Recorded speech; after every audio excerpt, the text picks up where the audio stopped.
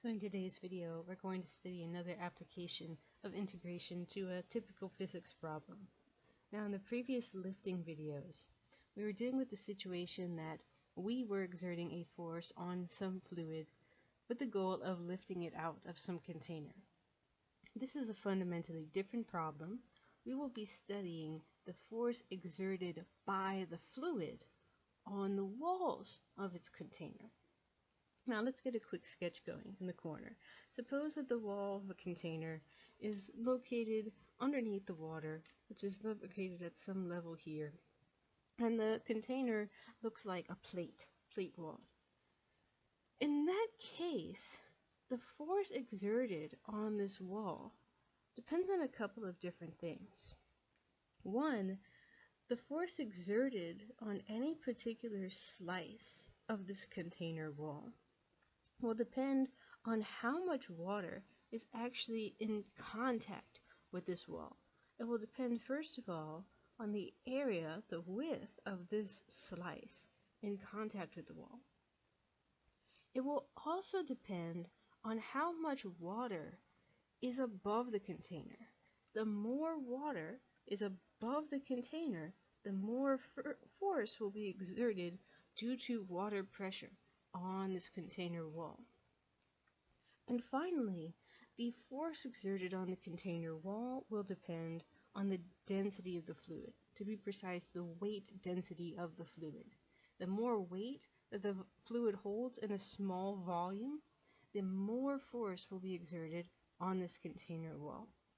And to make that precise, if you consider the force exerted by a horizontal slice of fluid on a vertical wall of one of its containers, then you can find that by taking the product of weight density of the fluid, how much water is above your slice, and the area of the slice that is actually touching the wall against which you're trying to find the force. Then, if you want to find the total hydrostatic force amidst all the water in contact with this container wall, then you can use integration. You can integrate from the bottom of the container wall to the top of the wall the product of weight density multiply weight density by the depth of the slice, multiply the depth by the area of the slice that's actually touching wall. Add that up for every x value from the bottom of your wall to the top of your wall, and that will give you the total hydrostatic force. So let's consider the following problem. We've got some trough 2 meters long, whose cross-section is an isosceles triangle of height 3 meters and width 4 meters. If the trough is completely filled with water with a given weight density, what is the total hydrostatic force exerted on one of the triangular walls? Now, as I'm describing this trough, this is the shape that I have in mind. I have it extending out with a cross-section that looks like an isosceles triangle. So something like this, a little bit like a rain gutter. Now this question has told us how long the trough is, but what's interesting about this problem is that unlike the water lifting problem, the length of the trough will actually not be relevant to us at all, because we're not interested in what's happening against one of these rectangular walls of the trough. We're only interested in what's happening with the water as it exerts force on one of the triangular walls of the trough. So let me extract a rather large image of that triangular wall, and let's try and figure out the total hydrostatic force exerted on this wall where the trough is completely filled with water, the width is 4 meters, and the height is 3 meters. Let's begin by imposing a coordinate system on this picture. And my preference often with these trough problems is to set x equals 0 at the top and x equals positive 3 at the bottom, because I find that oftentimes making this decision just causes some of the formulas and expressions to work out to be a little bit simpler. And as usual, let's find ourselves an arbitrary x value, somewhere between 0 and 3, and let's try to do an analysis on what's happening at this one little x value between 0 and 3. I need to figure out a couple of different things. The weight density is constant. I'm told that the weight density is 9,800 newtons per meters cubed. So it remains for me to figure out two things: the depth of each slice, as well as the width/area of the slice in contact with the wall.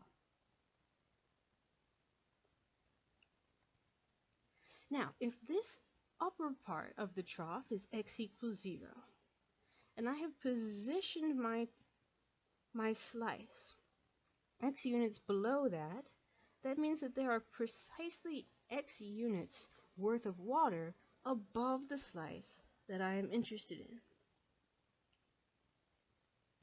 I'll just note that this is the width of the slice. I'll just call it W of x for short. Here is the width of the slice. Here is x units of depth of water above the slice that I'm considering. The amount of water above the slice is precisely x units.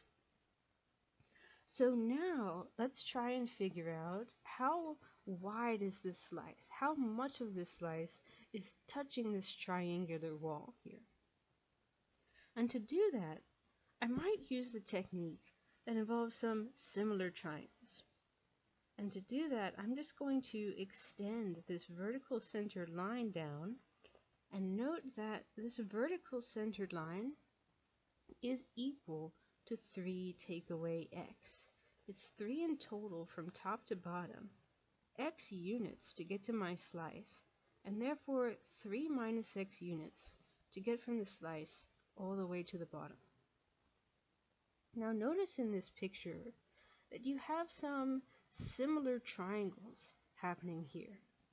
You have a similar triangle where one triangle is this large right triangle formed by the trough and this center line, and another triangle is formed by this center line and 1/2 of your slice. 1/2 of your slice.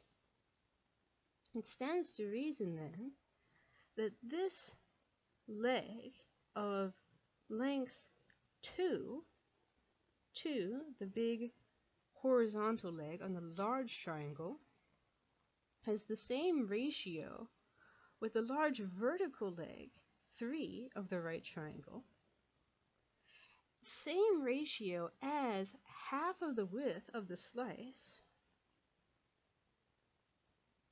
as compared to the 3 minus x. The 3 minus x, the small vertical leg of this triangle. So if I rearrange this, to get w of x in terms of x, I can clear the fractions and I will get 4 quantity 3 minus x over 3. This is equal to the width as a function of x. So now, let's go ahead and let's integrate from the lowermost x value to the uppermost x value, the product of weight density times the depth of the slice times the width of the slice that is in contact with the wall. Integrate this function, and the result will be the total hydrostatic force exerted by the fluid on this triangular wall.